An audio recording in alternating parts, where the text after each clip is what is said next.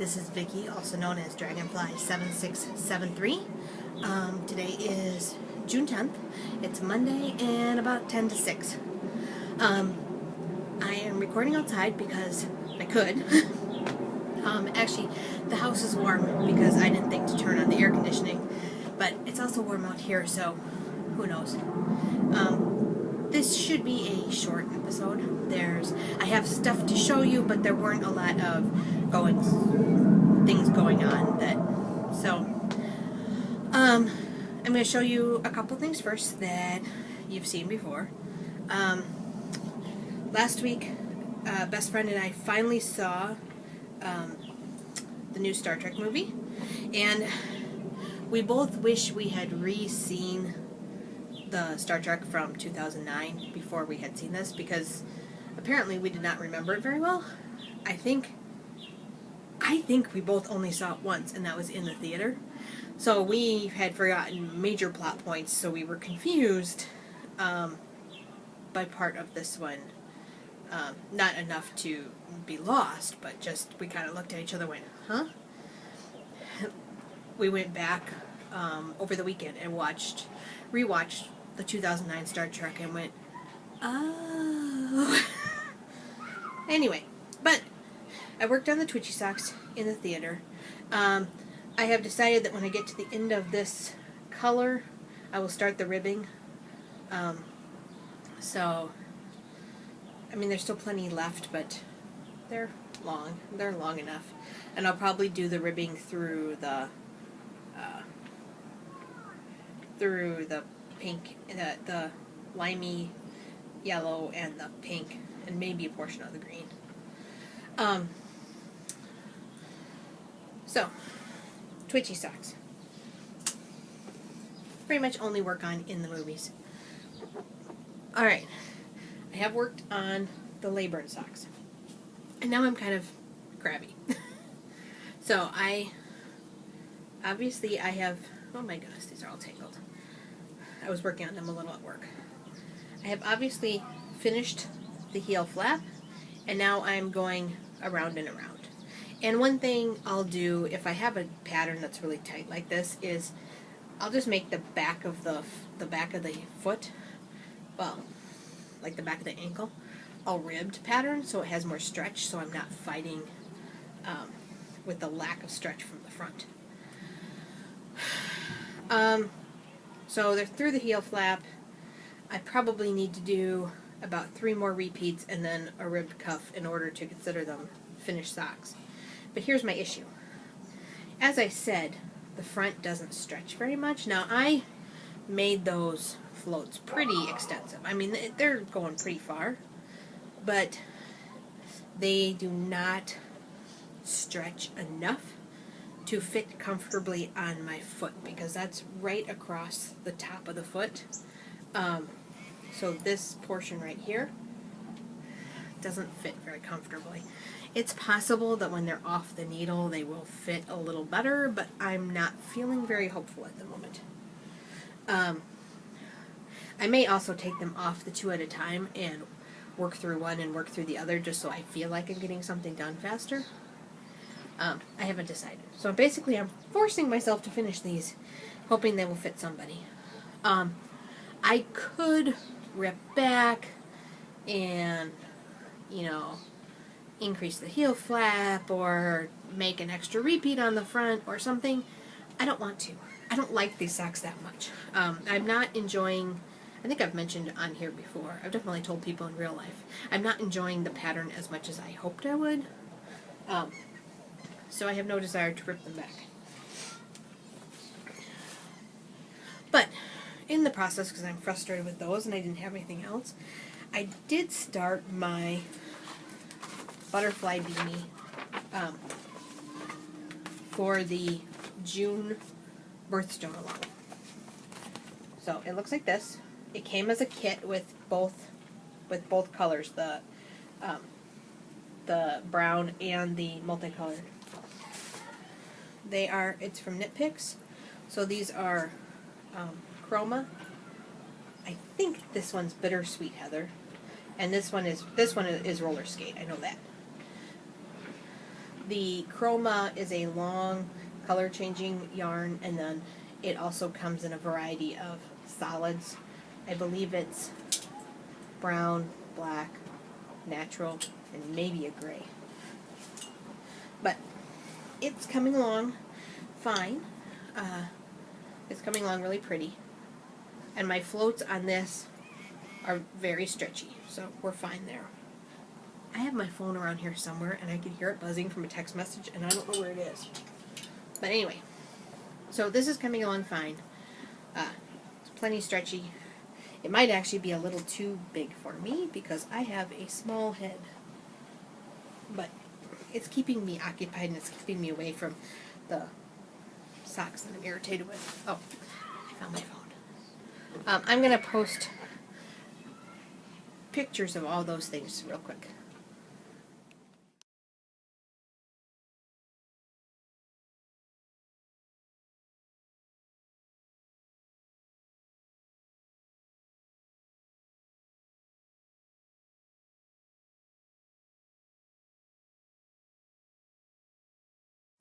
I was going to say one thing I did different.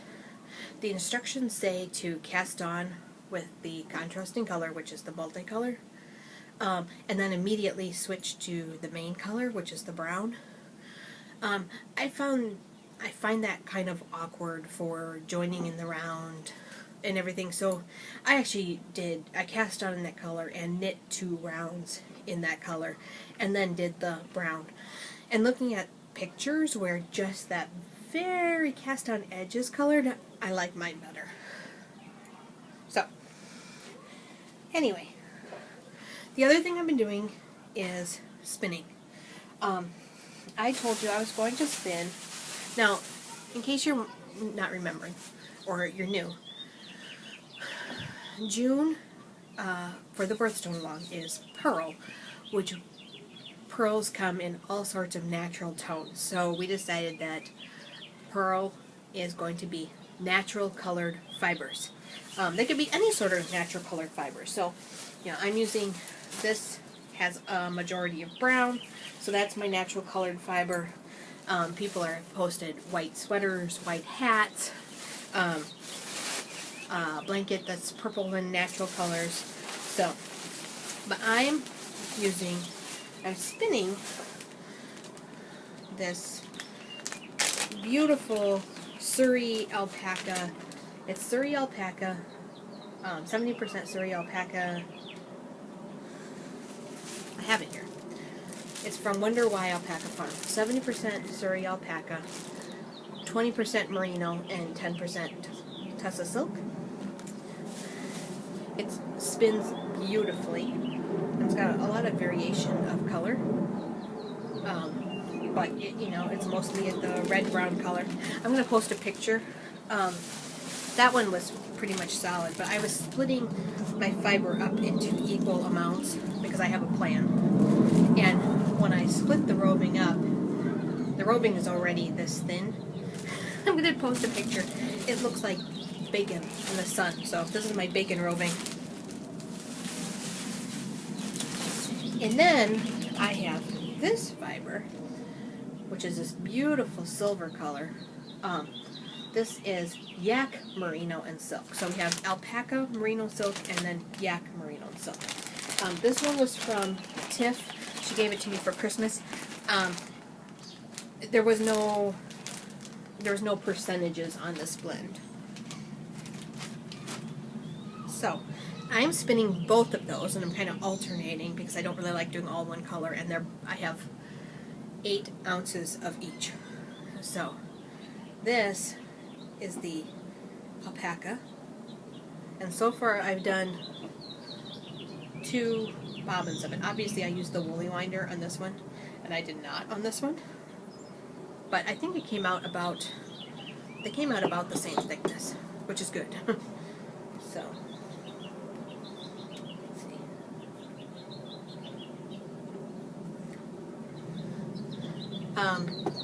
And I was gonna do spin some, ply some, spin some, ply some, and then I decided that I really want to mix and match.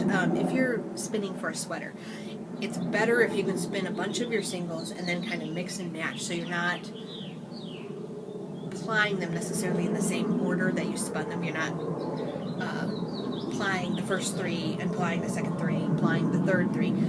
You want to kind of mix and match so that if your wraps per inch changed, you're more likely to have an even finished yarn if you kind of mix and match. So I'm spinning these differently. But this gorgeous silver is the yak blend, and it's, you know, just as thin. I really think I got some nice consistency on these between the two different fibers, so I'm very happy. I'm going to stop and post pictures real quick.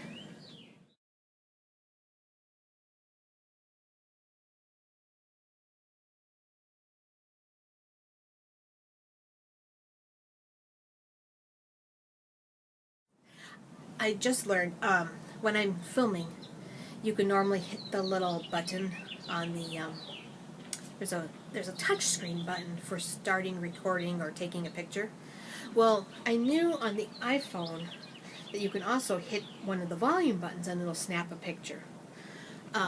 It didn't occur to me to do it on here. I was trying to figure out why it wasn't starting up, so I was hitting the volume button while I was on the video, and it actually started recording, so I have all these like 2-second snippets while I was trying to figure out what was going on. But it is easier for me to hit the volume button than it is to reach around the front and guess where the touchscreen button is. And so now I'm trying to remember to use that. So that's what I've been working on. I also got a bunch of stuff in the mail today. So I'm going to show you that. This I thought was funny. This came in the mail, and I looked at it and went, what in the world? Then I realized this was just the container, which it's a really nice container. What I actually ordered was an orifice hook. Now, I have 2 wheels, and each of them came with an orifice hook. I also have a beautiful orifice hook that Tiff gave me, but that one works on the regular flyer, but it does not work on the woolly winder because the woolly winder needs to curve, which is really sad because I like that one, but I use the woolly winder more often.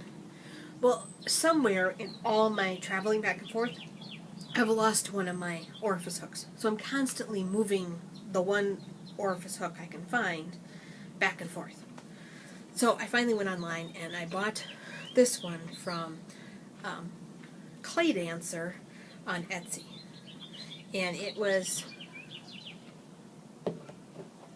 I liked it because it has this great big knob. It's green. I love green. It's got this great big clay knob. It's already got a curve to it, so it'll work just fine. It has a hook, and of course it's got the ability to add more if this yarn breaks. And it's got a nice grip to it. What I didn't know, because it was not in the pictures, was it has this little indentation here.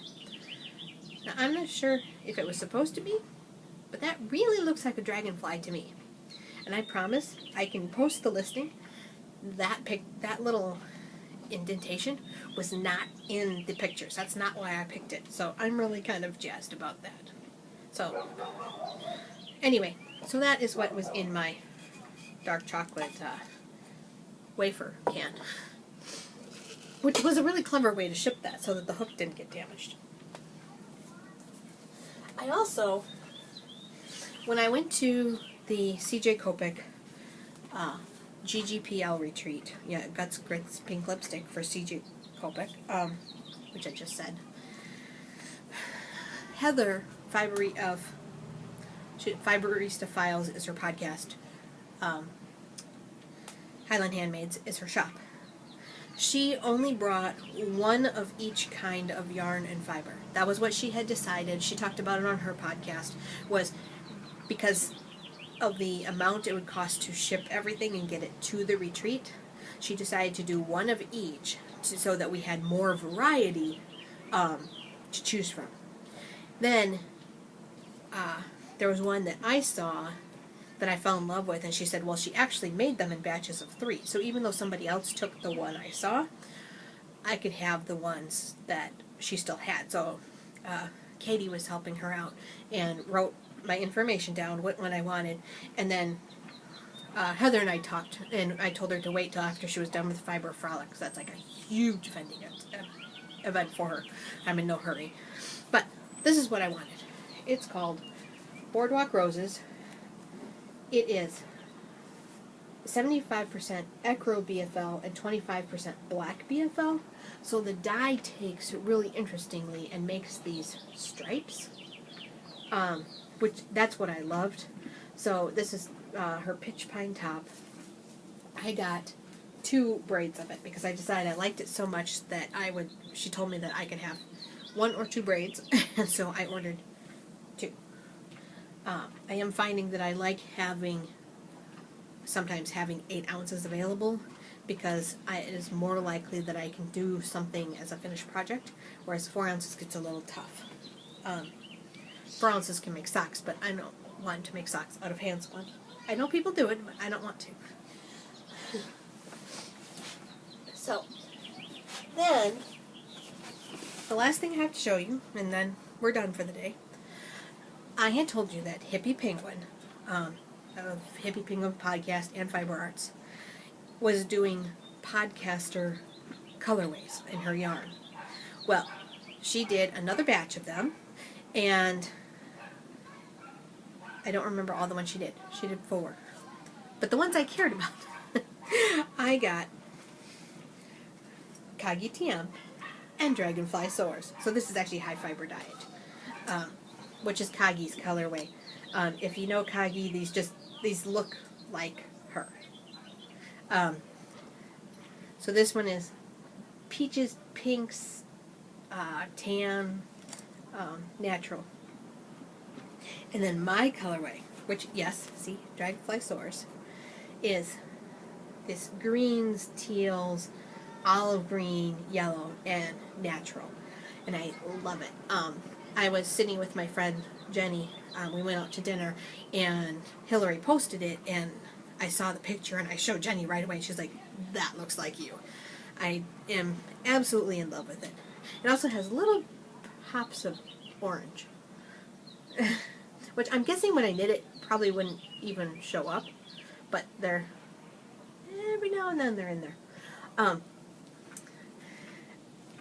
When we were at the retreat, I was wearing my green top with the, well, just like this, a cami like this, but blue and jeans.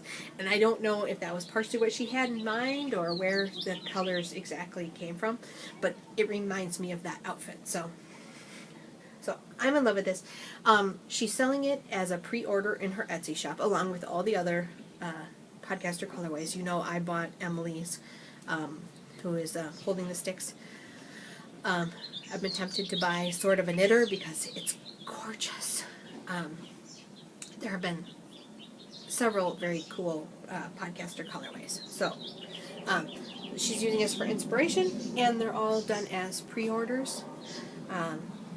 She did give a small discount if it's your podcast colorway.